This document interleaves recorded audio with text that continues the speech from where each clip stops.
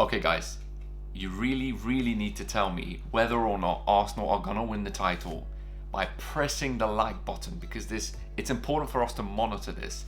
I have been saying this from day one. Well, kind of. I mean, let's just say that I've been saying this probably 10 games in, that Arsenal are going to be contenders to the title. Not necessarily win it. I wasn't fully confident in that respect, but I was very confident that we're going to be up there. So if you guys believe that at this time, with 27 games played already, 21 games won, 3 draws and 3 losses, which counts to 66 points, if you think Arsenal are going to win the title ahead of Manchester City, hit that like button. Because like I said, it's good for the algorithm, but on top of that, it's also good for us to understand how many of you believe that Arsenal are going to win the title. Anyway, it's absolutely sensational what's happening in the league. Arteta just constantly gets it right. Ever since he lost to Manchester City, which was just an open game with a few mistakes from the Arsenal side, which led to the win for Manchester City, we had the blip that we were all looking for, not looking forward to, but we were all waiting for. And it had hit us probably at the right time, and we went on to win 5 games in a row. Arsenal are on a 5 winning streak. It's due to many, many things. One being Arteta. You have Odegaard, you have Saka, you have Trossard, the addition of Martinelli, or more so the addition of Trossard, but Martinelli moving up to the forward position and Nketiah doing the business earlier in the season against Manchester United. He's obviously injured now, but Arteta's moving it around. He's having everyone play a massive part in the success of Arsenal, which is absolutely a breath of fresh air.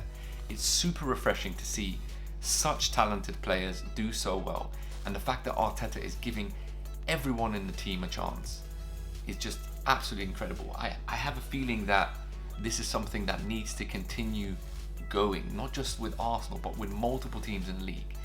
They need to take a leaf out of Arteta's book, which was very similar to what Pep was doing for a while, but the fact that Arteta is doing it with a team that he took around 3 years to build is absolutely incredible. And if he can push on to win the league and then go on to win a few other things, then it's going to be absolutely sensational. I don't know what else to say. It's absolutely incredible feeling that Arsenal are on top.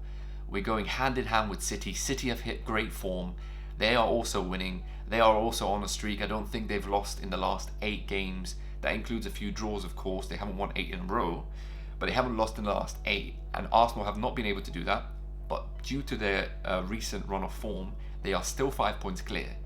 And the most interesting part to all of this is that Arsenal will go 8 points clear if they win against Crystal Palace on the weekend, and then that will fall into Manchester City's hand. They will have a game in hand just like we had before, and we capitalised on that. Well, initially we didn't against Everton, but then we capitalised it against Aston Villa and Bournemouth, of course.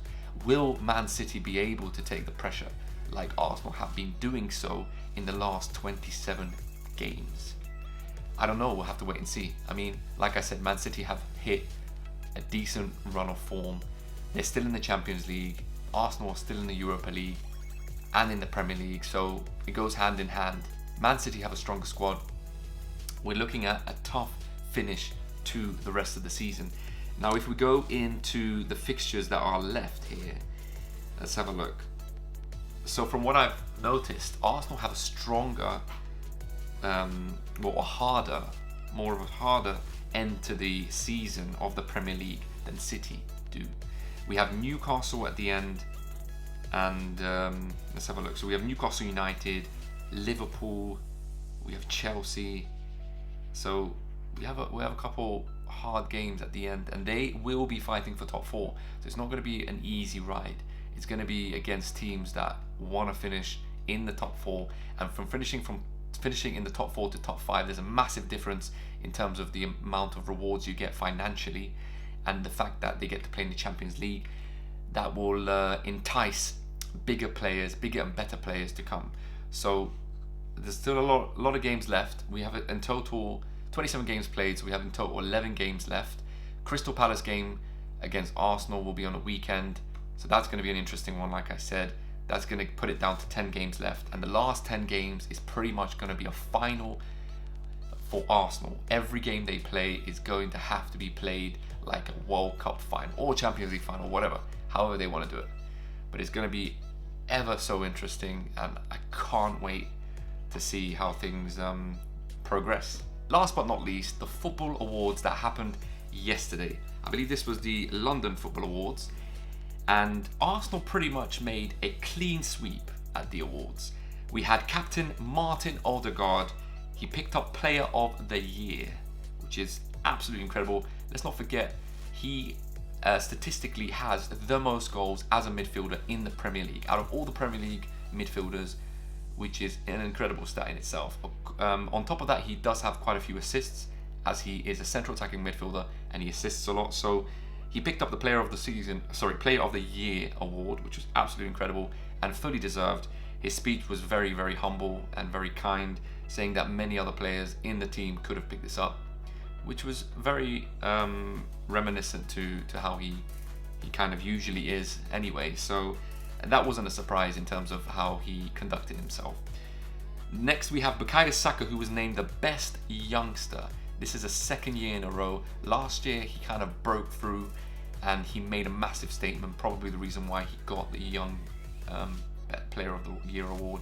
And this time around, I think he could have been easily in contention of Best Player of the Year as well. But he got named the best youngster, which I don't think anyone else deserves more than that.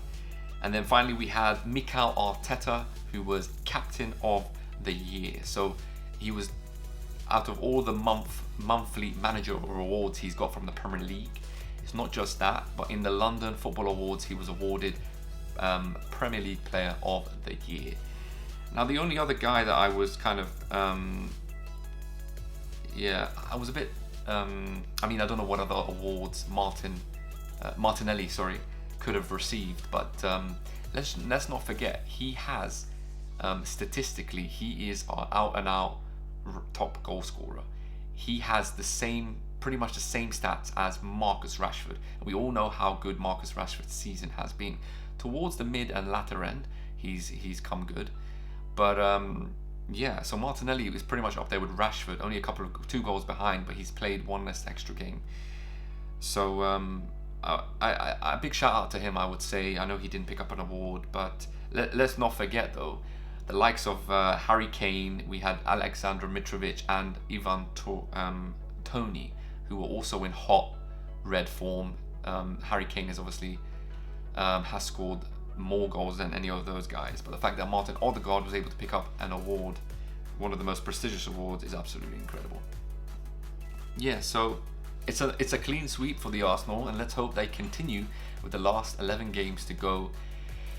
I can only continue to hold my fingers crossed, and let's see. Like, to be quite honest with you, as we all know, I'm an Arsenal fan, but if somehow City could pile on the pressure, they beat us in the game that they have left with us, we'll still be in the lead, so it's technically in our hands to lose.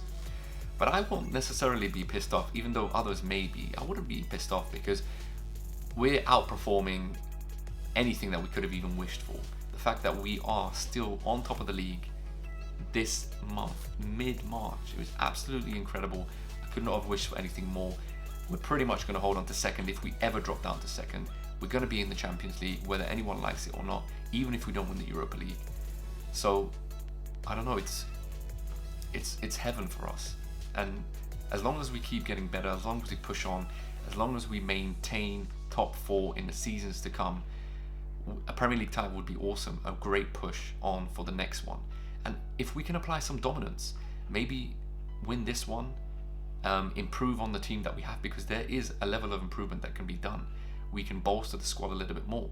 And funnily enough, Arsenal against Fulham, we beat them 3-0, but it very much looked like we had most of our squad back. We pretty much had almost everyone back. Now, I know Gabriel Jesus is not in full form, but he did play a few minutes, and he had a shot on target, which unfortunately he did not score. Leno saved very well, but I think towards the end, which has never really happened before, we always fall for injuries, but now, touch wood, We've got a full squad back. We've got a decent bench. We can bring people on to make a difference. Example, Trossard. Let's also shout out to Trossard. He had 3 assists, which is an actual record in the Premier League, which is incredible. First half, 3 assists, faster than anyone else. I didn't even know that was a record, but we're breaking records left, right, and centre. It's simple. We have to win the Premier League. And like I said, even if we don't, I'll be very happy as an Arsenal fan. I could not have wished for anything better. Anyway, that's the video for today. Please like, comment, and subscribe. Your support would be immense for the channel. We're going to have a few more prediction videos coming up for the upcoming games. We've got the Champions League today, and we've got the Europa League tomorrow, if I'm not mistaken. There's also going to be an international break after the next Premier League games. So that's going to probably change a few things in regards to the rest of the teams and how the results will come about. But yeah, that's about it. Stay tuned for some more content. Thanks for your support.